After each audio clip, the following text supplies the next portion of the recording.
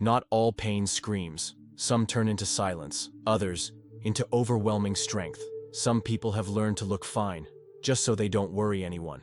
But behind the control, the coldness, the extreme independence, there's a story. Carl Jung warned us, when pain isn't understood, it hides and becomes behavior. And you know what's worse? Almost no one sees it. They just judge. In this video, you're going to understand the 13 hidden traits of those who've suffered too much, and why these people behave so differently, often even from themselves. And most importantly, how to turn this silent pain into awareness, into choice, into healing. So stay with me until the end, because this might change the way you see yourself, and the way you see the people you love. Some scars don't show on the body, but they're there, in the way someone looks, in how long it takes to trust, in the urge to disappear sometimes, even when surrounded by people. Some wounds leave no visible marks, but shape everything inside. Quietly, they change the way someone exists. Old pain doesn't announce itself. It becomes a way of being. It becomes silence where there should be words.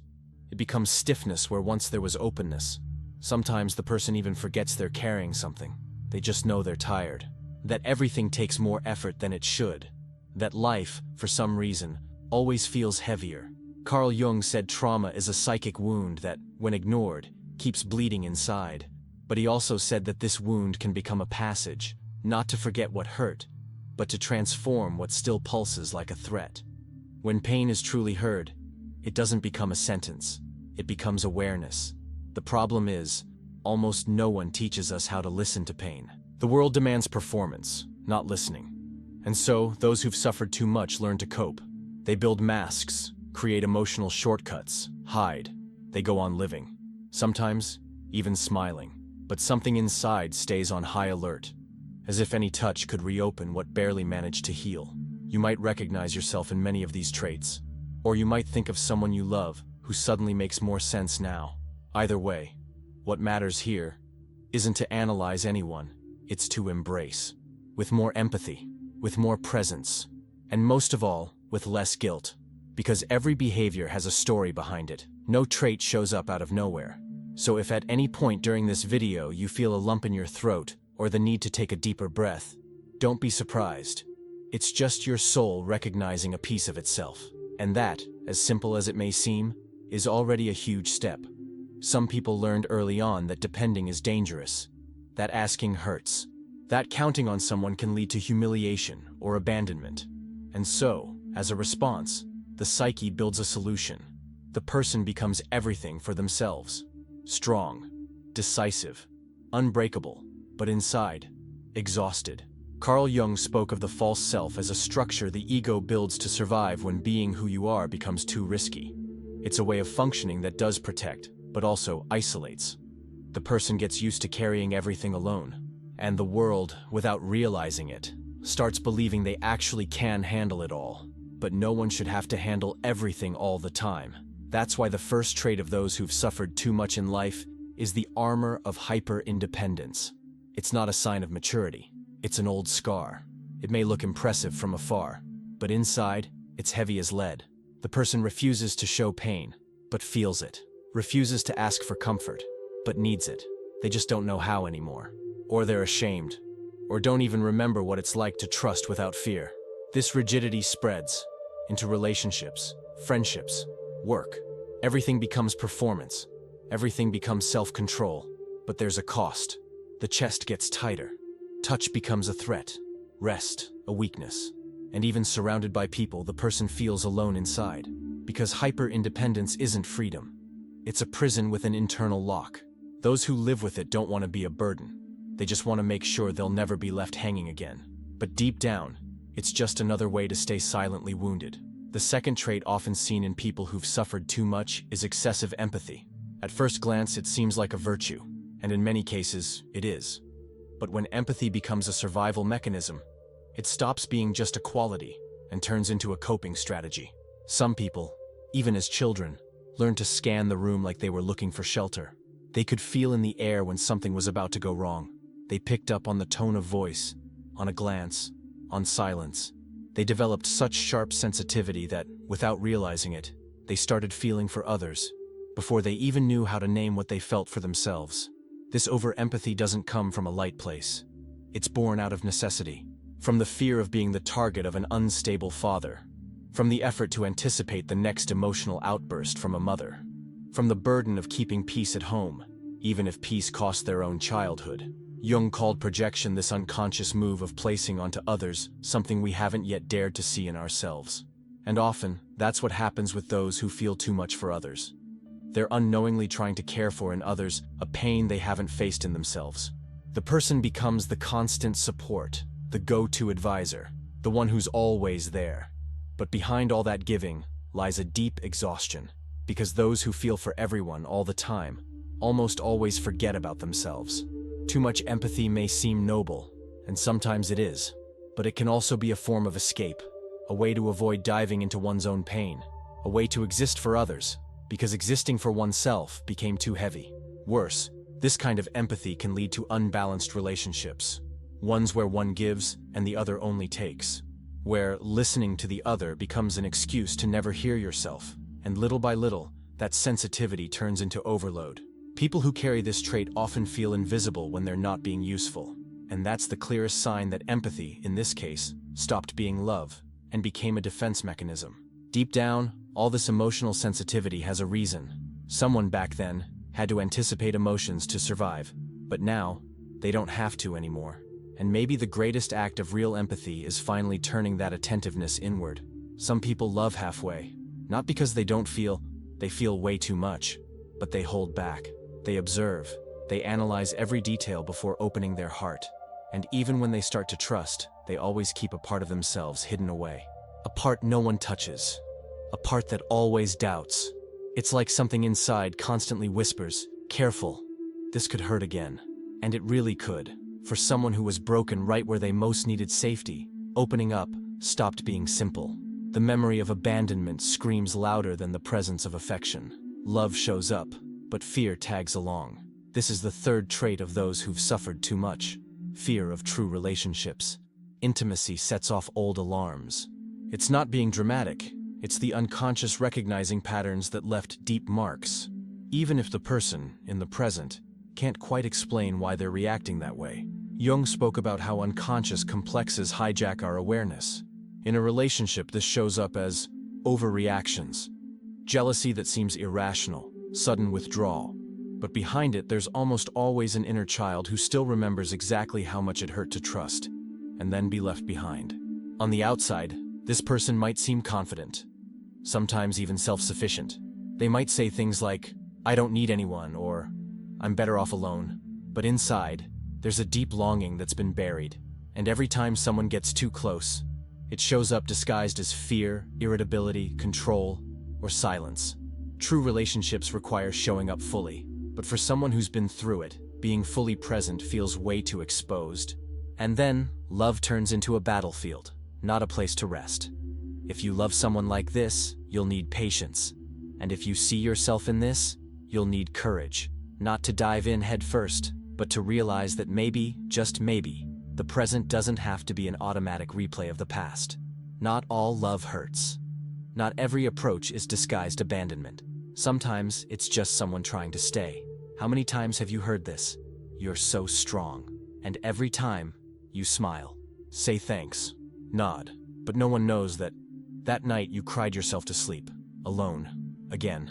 Some people became symbols of strength because they never had another choice. When the world falls apart too early, you either hold up the roof with your own hands, or you collapse with it. And so the body learns to get up every day, even when everything inside just wants to lie down and disappear. The fourth trait of those who've suffered too much is this: the persona of a strong person, who breaks down alone. The appearance is balanced. The voice is firm. The gaze steady. But behind it all is an exhaustion no one sees. Because showing tiredness feels like an unacceptable weakness. And showing pain? Not even an option. Jung called this persona, the social mask we all wear. But when the pain is too big, that mask stops being a choice and becomes a permanent shield. The person becomes what the world needs them to be, and forgets to be what they feel. The risk is that all this strength becomes a silent prison. No one asks if you need help, because everyone believes you've got it all under control. But no one can handle everything all the time. No one should. What looks like stability is often just containment. What looks like self-control is actually fear of falling apart in front of someone. And then life becomes this, holding everything together on the outside while slowly cracking on the inside. And when the breakdown comes, it comes alone. In the shower, on the pillow, on the way home. No one sees, no one suspects. Because the performance was so flawless, it doesn't even seem possible that something could be wrong. But it is. It's been too heavy for too long. Real strength isn't about never falling. It's being able to say, honestly, today is hard. And trusting that someone will listen, without judgment, advice, or pressure. Just listen. Maybe, on that day, the armor starts to loosen. The fifth trait of those who've suffered too much is sensory sensitivity. Loud sounds feel overwhelming. Bright lights irritate. Crowded places drain. The mind tries to stay in control, but the body reacts first. The heart races, breathing shortens, the urge to flee shows up without any clear reason. It's not being dramatic. It's not an exaggeration. It's that the nervous system has learned to live on high alert. Behind this hypersensitivity, there's a story, a childhood where danger arrived without warning, a trauma that turned the world into a threat, a body that, for a long time, couldn't relax. When emotional pain is deep and constant, the body doesn't forget. Jung said that whatever doesn't come to consciousness returns as fate. In the case of old pain, it comes back as physical sensations. The body speaks what the soul hasn't yet found words for. This sensitivity makes someone notice what others miss. A background sound that feels aggressive. A smell no one else picked up on. A glance that lasts half a second too long and feels like judgment. It's like living with all the sensors always on, even when there's no real danger. It's exhausting, and often confusing, because the people around don't understand why that place felt off, why that party was too much, why that conversation left someone drained. But for the one who feels it, everything is stimulus. Everything hits at full volume. This sensitivity can be a gift when well understood. Many people with this trait are intuitive, perceptive, deeply aware. But when it's rooted in trauma, it becomes a burden. The body becomes a silent battlefield, reacting to threats the conscious mind has already forgotten, but the soul still holds. Healing begins when we acknowledge how pain impacts the body, when we understand that discomfort isn't weakness, it's memory, and that an exaggerated reaction to stimuli might just be an old scream asking to be heard. Not every discomfort is random. Sometimes, it's just the body saying, "It was too much for me once, and I'm just trying to protect you." The sixth trait of those who've suffered too much is the obsessive need for control. And it's not because the person is bossy, rigid, or controlling in the usual sense. It's because, at some point in life, chaos was overwhelming, and they learned that if they don't control everything, everything falls apart. Control becomes a way to breathe, planning every step, anticipating every outcome, triple-checking everything. It's not about power. It's about fear. Fear of being caught off guard again. Fear of reliving something that already cost too much. On the outside, it looks like efficiency, organization, responsibility. But inside, it's constant tension. There's no rest. Because even when everything is fine, the mind is still racing. What if something goes wrong? What if I'm forgetting something? What if... Carl Jung said the ego tries to control exactly what the unconscious doesn't want to face. And in this case, control becomes a barricade against life's unpredictability, against the feeling of helplessness that once took over and never fully left. People stuck in this control mode struggle to relax. They hate delegating. They fight to accept the unexpected. Because to them, surprises aren't just inconvenient. They're emotional threats. They disrupt more than routines. They shake the psyche. Often, they don't even realize how trapped they are in this mechanism. They just feel constantly tired, always overloaded, always fixing everything, always fixing even when no one asked. And this comes at a cost. Relationships become tense, small decisions feel huge. The present is never enough because the mind is always 2 steps ahead, trying to predict. At the core, this obsession with control isn't a sign of strength. It's the mark of a soul that once felt completely powerless against pain, and is now trying to make up for it. But life, that wild, mysterious force, cannot be controlled. It can only be lived. And living requires trust. Not blind trust, but a small, possible openness. The trust that maybe, just maybe, not everything needs to be controlled to work out. Healing doesn't come from dropping control all at once. It comes from realizing, little by little, that it's possible to exist without being afraid everything will collapse. Letting go of control is like turning off the lights in a room where you used to sleep with everything on because you were scared of the dark. At first, it's unsettling. Then, it might become rest. But rest doesn't always come with noise, people, or conversation. Sometimes, real relief arrives when everything quiets down, when the outside world stops demanding, pressing, touching. That's the seventh trait of those who've suffered too much. Silence as a refuge. It's not isolation out of disdain. It's a need for space, for pause, for time to hear your own breath without being invaded by expectations. Silence becomes shelter, a safe place, a kind of cocoon where the soul tries to reorganize itself, and that can be hard to understand for those who live outward. Those who need noise, movement, and constant company might find it strange when someone prefers a quiet corner, a shorter chat, a lighter presence. But for those who've weathered internal storms, silence isn't emptiness, it's repair. Jung recognized the symbolic value of retreat. He saw withdrawal as a psychic process of death and rebirth. When everything feels like too much, the soul pulls back, like someone shielding a wound from touch. Not out of coldness, but for survival. And silence isn't just the absence of sound, it's the absence of judgment, of demands, of masks. It's a space where nothing needs to be explained, where pain can simply exist, without an audience, without pressure to heal fast. But over time, that silence which started as healing can become a wall. What was once a pause becomes a pattern, and the risk is that silence starts to mean solitude. And solitude, forgetfulness. That's why this trait requires care. Not everyone who goes quiet is okay. Sometimes, they're just too tired to keep trying to fit into a world that never stops talking. The path is allowing that silence, without guilt, without needing to explain, but also knowing when to crack the door open, to let someone in, someone who will listen, who will stay. Because silence can be home, but it also needs a door. Now, have you ever realized how saying "I trust you" can seem simple, but for someone who was hurt while trusting, those words feel heavy? The gesture gets stuck in the throat. The emotion locks up the entire body. Not because the feeling isn't there, but because the risk feels too big. The eighth trait of those who've suffered too much is a heart that's overly guarded. Locked, actually. Protected with everything it's got, and not out of malice, pride, or indifference. But because the last time it was open, it hurt. And it hurt deeply. The ego learns to protect itself. It builds invisible filters. It evaluates everything before it believes. It doubts before it surrenders. It analyzes gestures, tone of voice, even the delay between one message and the next.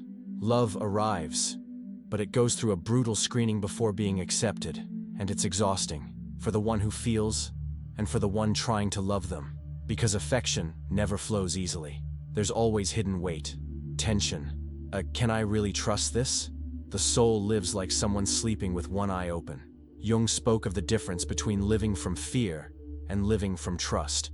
And here, fear became the lens. The person sees everything through the memory of pain.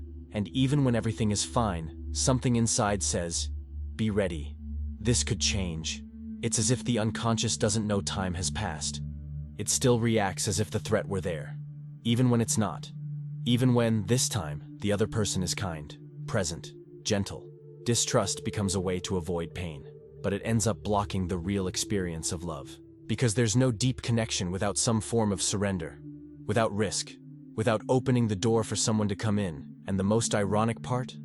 The ones who guard their hearts the most are usually the ones who long to love and be loved the deepest. They just don't want to feel it all over again. They just want to protect themselves. But overprotecting also hurts. The key might be in testing, slowly, trusting a little, seeing what happens, taking a step, not opening everything, but also not running away.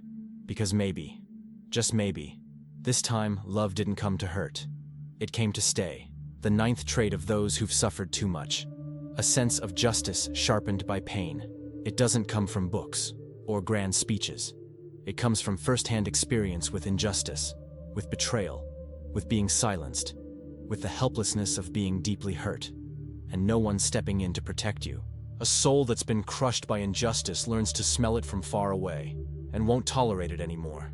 The slightest spark of disrespect sets off an old alarm. And even when everything seems fine, the reaction comes. Strong. as defense, but also as memory. Jung understood that emotional complexes activate when the present touches the same wound the past created, and this sense of justice is one of those wounds. A trait of someone who carries the scar of being silenced, and now refuses to stay quiet. Sometimes, people around someone like this don't get it. They think it's overreacting, being dramatic, impulsive, but it's not. It's the psyche saying, "Not this time. This time I won't swallow it." This ethical sensitivity often shows up early. Kids who saw wrong things and couldn't do anything. Teenagers who rebelled against absurd rules. Adults who defend causes with the intensity of someone trying to save their inner child. The archetype activated here is the moral warrior, the one who fights for coherence, for respect, for integrity, not for perfection, but for dignity. And this fight, when balanced, is noble. But when guided only by pain, it can turn into rigidity, or intolerance. The challenge then is this: to keep that sense of justice without letting it become armor against the world. To use the sword, but also know when to lower it, when to listen, when to embrace. Because those who've been hurt by injustice know exactly how it wounds. And for that very reason, they have the rare chance to do things differently, to be the kind of presence that protects, without punishing, that fights, without getting lost in the war. Those who carry the sword of justice know something many don't. Pain sharpens perception. And not just to spot injustice, but also to notice what no one else sees. Because those who've suffered too much develop a radar for other people's pain, even when it's disguised as silence. There are looks that cut through, not because of what they say, but because of what they quietly perceive. People who know when someone's not okay, even when they smile. Who feel what hasn't been said, who understand what no one ever shared, and who hold space, without asking too many questions. That's the 10th trait of those who've suffered too much, the ability to see the invisible in others. It's as if pain tuned their senses. The soul becomes more alert, more empathetic, more open to sensing where the sadness hides, even when it's masked. And this isn't magic, it's memory. Memory of having lived in the very skin what now can only be detected in tiny signs. This kind of perception isn't taught. It's born, or better yet, it's awakened after a fall. Those who've cried quietly know how to listen to silence. Those who've felt alone in a crowd learn to recognize when someone else is in that same place. It's almost instinctive. Jung said that as we integrate our own pain, we become more able to recognize collective pain. That's exactly what this trait is. A kind of emotional radar that doesn't seek to be noticed, but shows up when needed. And often, it makes all the difference. This sensitivity may seem gentle, but it carries weight. Because seeing what no one else sees is also a responsibility. And those who feel too much for others often forget about themselves. They absorb, they care, they get involved, and they disappear. The key is balance. To see others without losing yourself. To be present without dissolving. To feel with someone, but not carry everything alone. This ability to perceive the invisible is a gift, but it's also a reminder.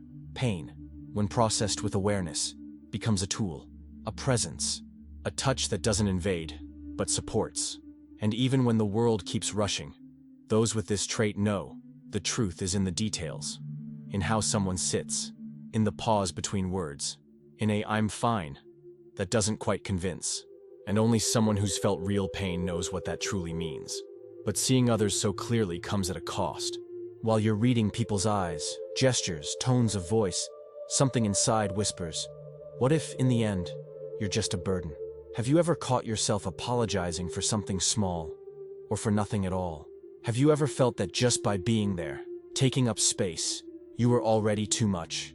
The 11th trait of those who've suffered too much is this: the deep fear of being a burden. It's a quiet feeling, but constant. A kind of silent shame for existing with all your needs, hurts, desires. Those who carry this fear almost never talk about it, but it shows in every attempt to shrink to fit, in every "I'm okay" said just to not worry anyone, in every time they swallow their tears so no one thinks they're weak. This trait usually starts early, when emotional pain was ignored or turned into a problem for others. Kids who heard "stop crying," "don't be dramatic," or were simply treated like they didn't matter grow up believing that feeling is a burden, and that they themselves are an inconvenience. The adult who comes out of that is kind, helpful, responsible, but constantly afraid of being too much. They feel guilty for asking for help, They feel bad for taking up space during moments of weakness. They live trying to make up for the simple fact that they exist. Jung called this unconscious guilt, something born from a wound so deep that the ego shapes itself around it. And in this case, the wound says, you only have value if you don't get in the way. The person learns to justify themselves constantly, to soften their own pain, to minimize every need. Sometimes, even the love they receive becomes uncomfortable, as if they're taking the place of someone more deserving. But living like this is like walking afraid to leave footprints, existing as if you need permission just to breathe. The truth is, no one should feel guilty for needing. Needing is human. Being tired is human. And being vulnerable is too. Recognizing that fear is already part of the healing. Because when you understand that taking up space isn't an offense, it's a right. Something shifts. The weight gets lighter. The soul stands a bit taller. And life stops being a constant effort to not bother anyone. You don't have to earn affection. You don't have to explain yourself so much. Being here is already enough. And even with all that fear of being a burden, your soul still finds refuge. In the unnoticed details. In the warmth of a hot coffee in your hands. In a good morning no one else gave. Because those who've lost a lot learn to treasure the smallest things. And that's where healing begins to smile. A warm cup in your hands. The late afternoon light coming through the window. That simple, "Did you get home safe?" message. The sound of rain while the world outside keeps spinning. The 12th trait of those who've suffered too much is the ability to appreciate the little things. It's not romanticizing pain. It's what pain leaves behind. When you go through times where everything feels like it's falling apart. When chaos takes over, the simple things take on new meaning. The small no longer feels small. It becomes a sign of life, of peace, of presence. Those who've been shattered learn to recognize beauty where others just pass by. The soul develops a kind of quiet gratitude, not for the pain itself, but for what came after, for the pause, for unexpected affection, for the stability that once felt impossible. Jung spoke of the archetype of the wise one, someone who, after facing the shadow, returns with a new way of seeing the world, more humble, more attentive, more present. That's what happens here. The person doesn't need much to feel, and when they do feel, they feel it fully. This sensitivity shows up in the little things. It's the person who smiles when they see the sky change color, who truly thanks you for coffee made at just the right moment, who cries at a song because it reached a place they didn't know still hurt. And sometimes this is mistaken for fragility, but it's the opposite. It's depth, it's emotional maturity, it's having survived chaos and still holding on to tenderness. The ability to appreciate the little things is a trait of someone who knows what it's like to lose everything, and now sees the value in things before they're gone. It's a fuller presence, a silence that knows how to listen, a look that gives thanks even before asking. And the final trait of those who've suffered too much is the need for purpose after the pain. Surviving isn't enough. The soul wants to understand why. It wants to turn pain into direction, to make sense of what once felt like pure devastation. It's common that after going through something really hard, a person begins searching for something bigger than themselves. A reason to keep going, a way to ensure it wasn't all in vain. And that reason is rarely grand, but it's deeply true. It might be helping someone else who's going through the same thing. It might be creating something new, writing, caring, teaching, healing. It might simply be being there for someone the way no one was for them. But there has to be a why. Pain wants to become path. Jung saw this as the beginning of individuation, when someone stops being a prisoner of their own story and begins turning it into awareness, into purpose, into offering. This trait shows in how the person begins to show up in the world, less concerned with appearance, more connected to truth. They know life is short, and that staying here comes at a cost. So they make it count. They give meaning even to what once felt unbearable. And no, that doesn't mean the pain is gone. It's still there, as memory, as scar, but it no longer dominates. Now it points, it shows the way. Those who feel this start to look back and realize that, even broken, they kept going. That even wounded, they still cared. That even not knowing exactly how, they turned suffering into presence, and presence into purpose. And it's not about being a role model or appearing strong. It's about little by little, no longer just surviving, but beginning to live with intention. This need for purpose isn't escape, it's growth. It's the birth of something new in the soul. Something that says, I went through it. But that's not all I am.